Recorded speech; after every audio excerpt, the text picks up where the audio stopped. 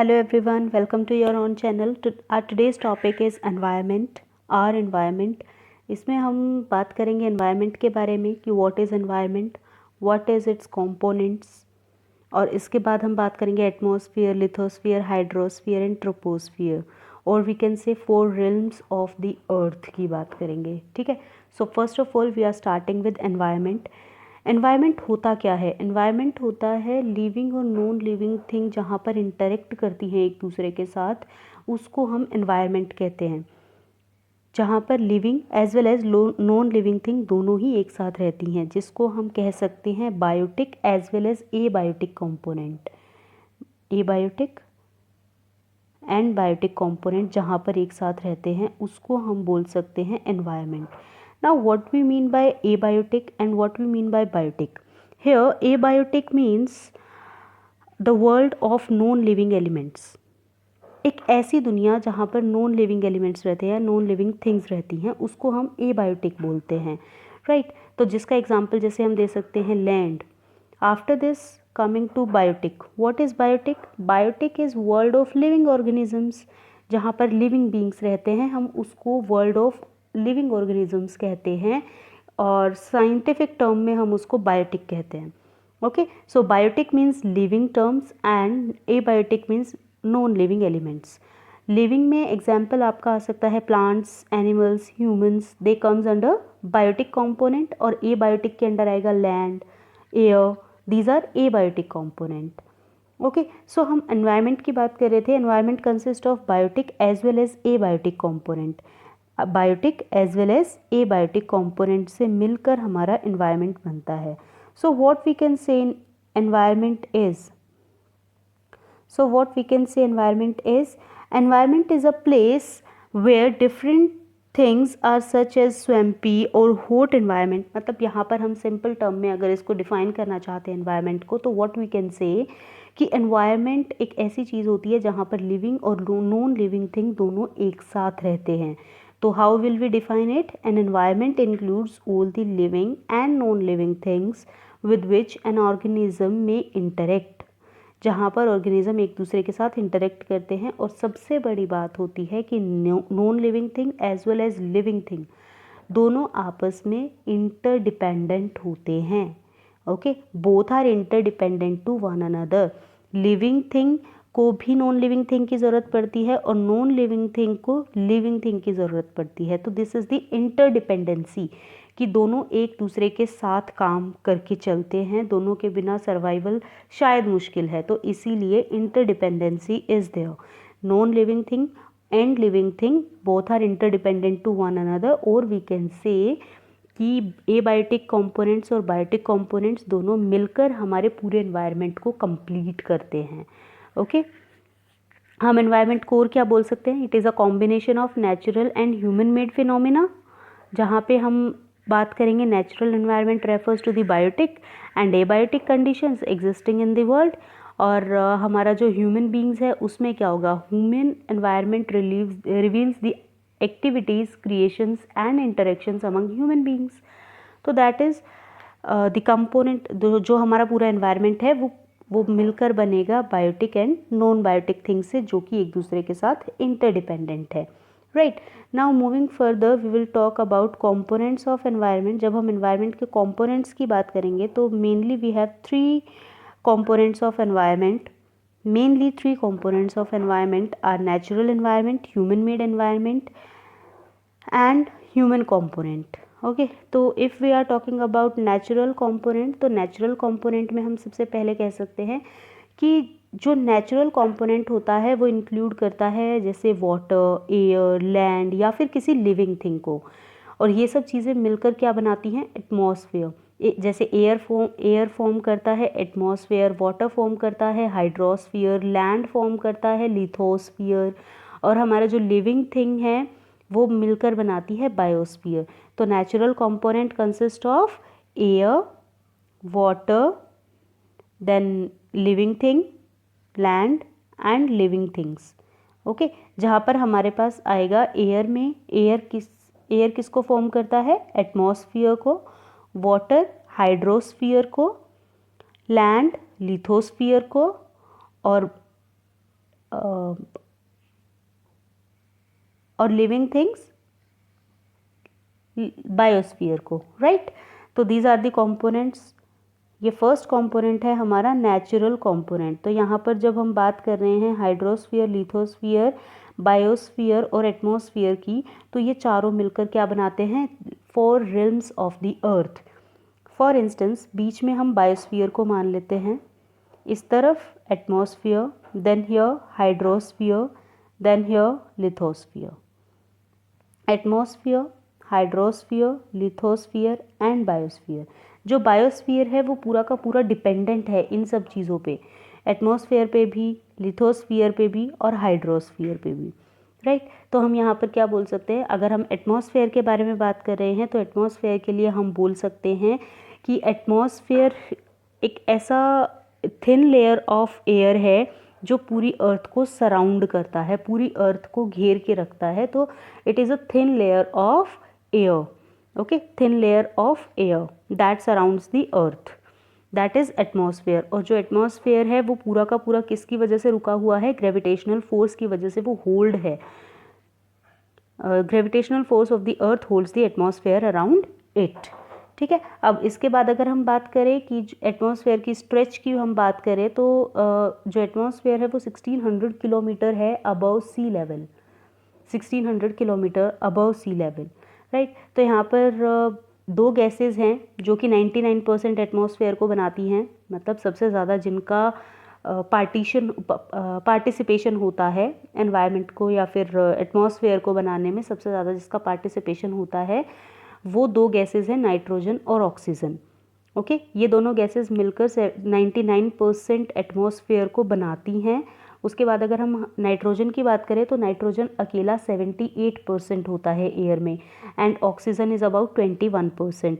तो इससे मिलकर हमारे पास 21 + 78 इज़ 99।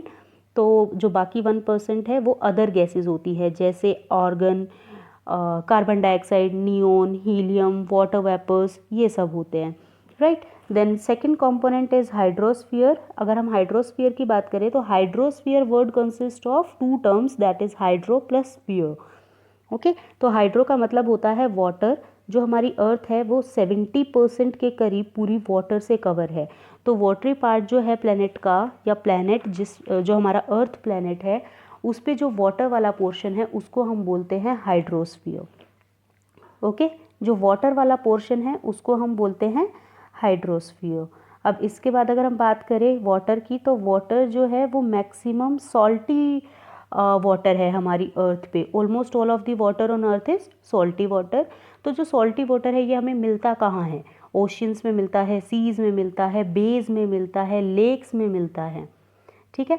तो बहुत सारी ऐसी लेक्स हैं हमारे पास, ओशियन, सीज, जहाँ पर खारा पानी होता है, सॉल्टी वाटर होता है।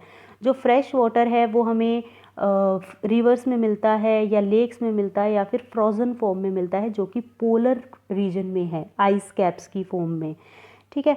तो हम वहाँ पर कह सकते हैं कि 15% of earth fresh water is available for use of living things. मतलब जो फ्रेश वाटर है उसमें से भी, फ्रेश वाटर जो है उसमें से भी हमारे पास सिर्फ 15% ही ऐसा पानी है जो हम यूज़ करते हैं, जो लिविंग बींग्स यूज़ करते हैं। Out of fresh water 15% of fresh water is capable और is available for use of living things. जो रेस्ट है वो सॉलिड फॉर्म में है, ग्लेशियर्स या आइसबर्ज की फॉर्म में। ग्लेशियर्स या आइसबर्ज की फॉर्म में जो रेस्ट फ्रेश वाटर है वो हमें मिलता है। Now after this moving on to next component, that is lithosphere. ये जो कंपोनेंट है नेचुरल कंपोनेंट के ही अंडर आते हैं, hydrosphere, lithosphere, atmosphere and biosphere, okay. We are talking about that only. Now if we talk about lithosphere, अभी मैंने आपको बताया हाइड्रोस्फीयर। हाइड्रो का मतलब होता है वाटर, और जहाँ पर मतलब जहाँ पर पानी वाला पोर्शन होता है उसको हम हाइड्रोस्फीयर बोलते हैं।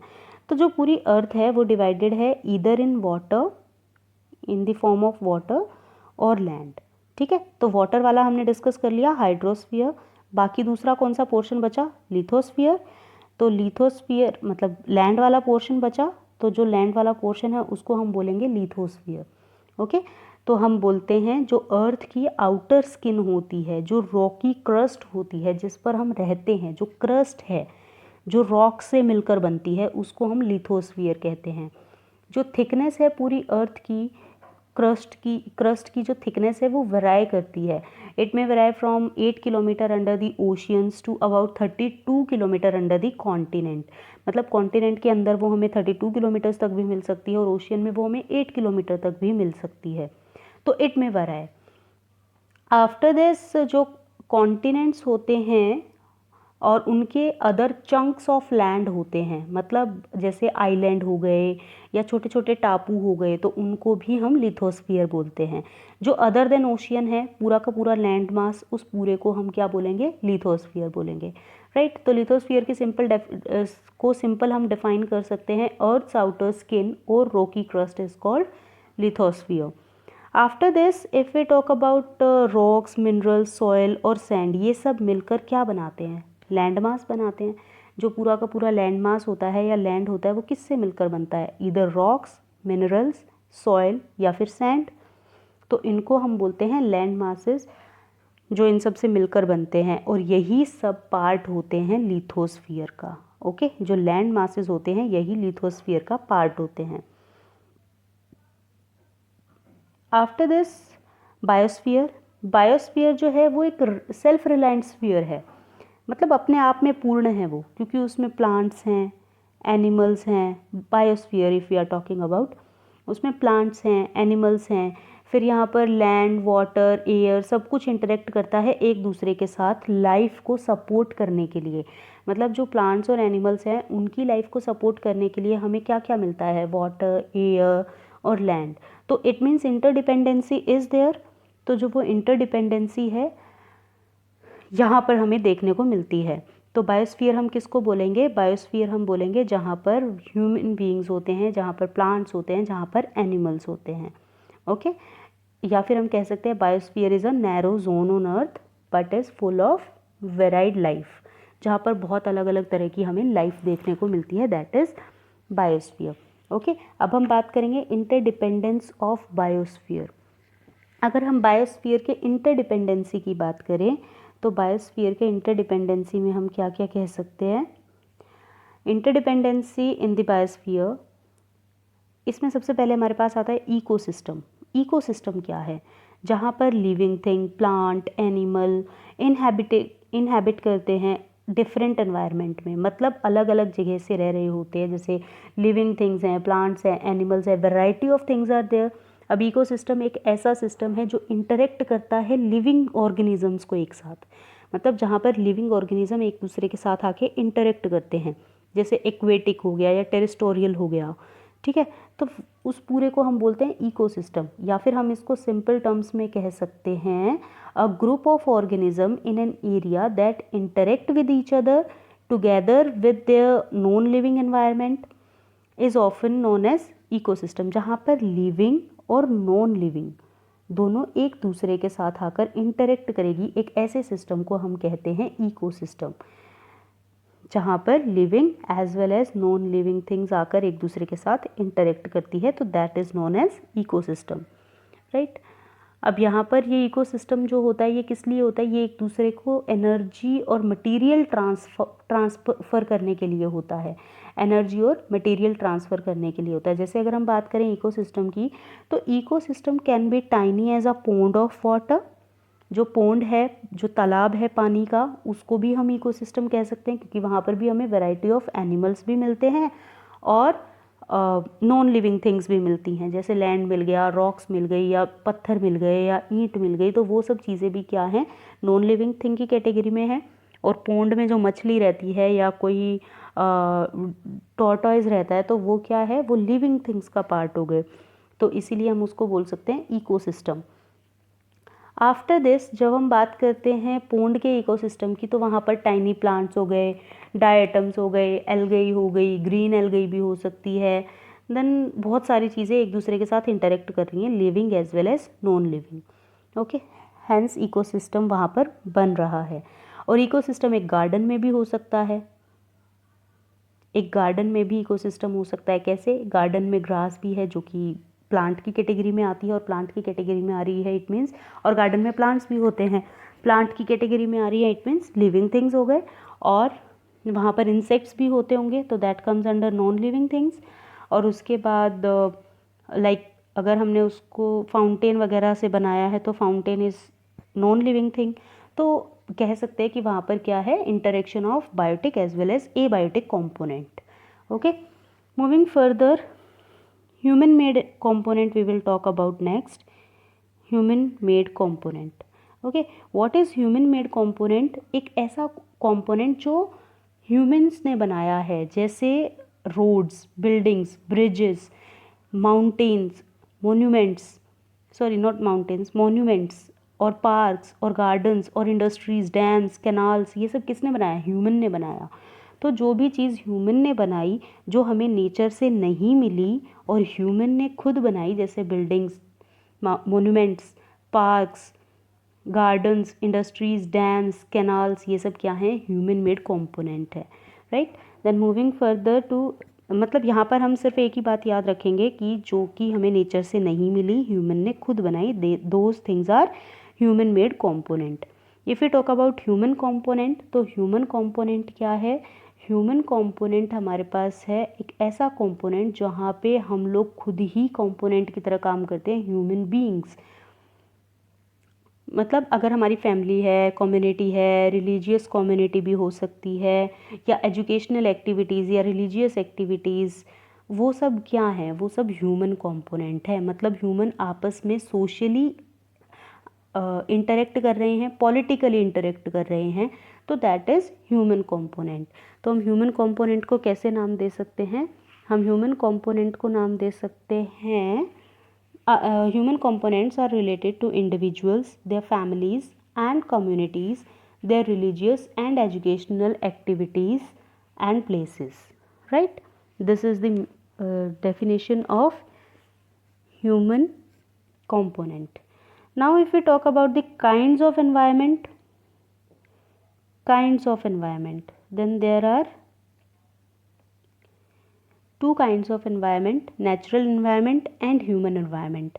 नेचुरल एनवायरनमेंट वो होता है जो हमें नेचर से मिलता है, या फिर जहाँ पर सब कुछ नेचुरल होता है, जैसे लिविंग थिंग्स हैं, नॉन लिविंग थिंग्स हैं, वो सब नेचुरल हैं और वो सब एक दूसरे के साथ इंटरेक्ट करती हैं, तो that is known as natural environment. Natural environment की फर्दर दो कैटेगरीज हैं, biotic as well as a biotic. Biotic होता है लिविंग कंडीशंस, ए बायोटिक होता है फिजिकल कंडीशंस। बायोटिक को आप काइंड्स हो गए नेचुरल और ह्यूमन एनवायरनमेंट। नेचुरल में आपका आ जाएगा biotic and abiotic. Biotic living, abiotic non living. जितनी भी लिविंग थिंग्स हैं जो एनर्जी ऑर्डर में काम करती हैं, वो सब की सब बायोटिक में आती हैं, और जितनी भी नॉन लिविंग थिंग्स हैं वो सारी एबायोटिक में आती हैं। हम एबायोटिक के बारे में कह सकते हैं, the biotic condition consist of two kinds of things, that is medium in which an organism lives and the climate which surrounds it. मतलब दो तरह के होते हैं कि किस मीडियम में वो रहते हैं। मीडियम यहाँ पर क्या क्या होगा? सॉयल, वाटर और एयर। किस तरह का मीडियम है? सॉयल में रहते हैं, वाटर में रहते हैं, या एयर में रहते हैं, एबायोटिक कॉम्पोनेंट। और दूसरा होगा क्लाइमेट। क्लाइमेट में क्या इंक्लूड होगा? Light, temperature, rainfall, humidity, wind etcetera, right. और बायोटिक की अगर हम बात करें तो बायोटिक में हम कह सकते हैं यहाँ पर प्लांट और animal including human beings and microorganisms that forms biotic components और biotic conditions. If we talk about human environment, तो ह्यूमन एनवायरनमेंट इंक्लूड करता है ह्यूमन बीइंग्स को। ह्यूमन एनवायरनमेंट इंक्लूड करता है ह्यूमन बीइंग्स को, जहाँ पर human environment is greatly influenced by natural environment. Human environment क्योंकि आज इंसान ने बनाया, व्यक्ति ने बनाया, तो जब हम लोगों ने उसको बनाया तो हमने कहाँ से प्रेरणा ली? नेचुरल एनवायरनमेंट से प्रेरणा ली। फॉर इंस्टेंस, पहले हम लोगों ने देखा कि हर चीज़ नेचर से मिल रही है, नेचुरल कंपोनेंट है, तो हम क्या कर रहे हैं? हमने देखा वुड तो अवेलेबल है, लेकिन वुड का हम और तरह से भी यूज़ कर सकते हैं, राइट। तो पहले हमने क्या किया? वुड को देखा, देन वुड से हमने फर्नीचर बना दिए, तो दैट इज़ ह्यूमन एनवायरनमेंट, जहाँ पर उसने अपनी लाइफस्टाइल को, अपनी ड्रेसेस को, अपने ऑक्यूपेशन को, अपनी फूड हैबिट्स को, अपने नेचर ऑफ हैबिटेट को बढ़ाने के लिए या अच्छा करने के लिए या एडवांस करने के लिए जहाँ पर नेचर से प्रेरणा ली और फिर नेचुरल रिसोर्सेज का यूज़ किया, those things are known as human environment. इसके लिए हम बोल सकते हैं human environment includes human beings and their activities. Human environment is greatly influenced by natural environment. This influence decides the lifestyle, occupation, dresses, food habits, nature of habitats, etc. of the human being, right? तो हम यहाँ पर ये बोल सकते हैं। अगर हम दूसरी जगह बात करें ह्यूमन एनवायरनमेंट की, तो यहाँ पर हमें क्या देखने को मिलता है, जो ह्यूमन एनवायरनमेंट एक्टिविटीज़ हैं, जो हम लोगों की एक्टिविटीज़ हैं, ह्यूमन एक्टिविटीज़, वो ग्रेटली इन्फ्लुएंस करती हैं नेचर को। कैसे इन्फ्लुएंस करती हैं? अगर ट्रीज़ फेल कर रहे हैं या फिर क्लाइमेट में चेंज आ रहा है या फॉसिल फ्यूल्स हम बहुत ज़्यादा बर्न कर रहे हैं, उसकी वजह से पोल्यूशन होता है।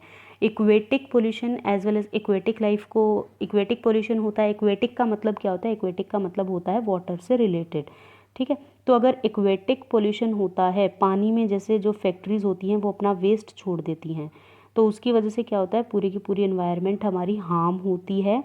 और एनवायरनमेंट जब हार्म होती है उसकी वजह से पोल्यूशन होता है। और एक्वेटिक लाइफ को जो पानी में रहने वाले जीव जंतु हैं उनकी लाइफ को थ्रेट होता है बिकॉज ऑफ अस, ठीक है। ऑयल स्पिल्स जो होती हैं शिप से जो निकलती हैं, ओशियन में हम शिप को कैरी करते हैं ना, तो वहाँ पर जो ऑयल स्पिल निकलती है उसकी वजह से भी एक्वेटिक लाइफ को बहुत थ्रेट होता है।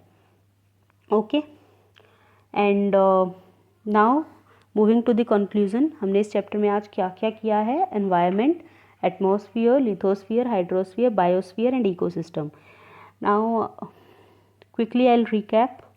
Environment. What is environment? All living and non-living things with which an organism may interact, that is known as environment. If we talk about atmosphere, then an ocean of air above our head that stretches about 1600 kilometers is known as atmosphere.